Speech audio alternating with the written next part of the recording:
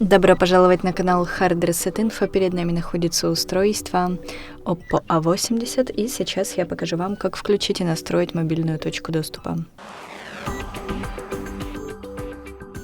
Итак, свайпаем вниз, ищем здесь точку доступа, находим и, нажимая на нее, можем ее включать и выключать.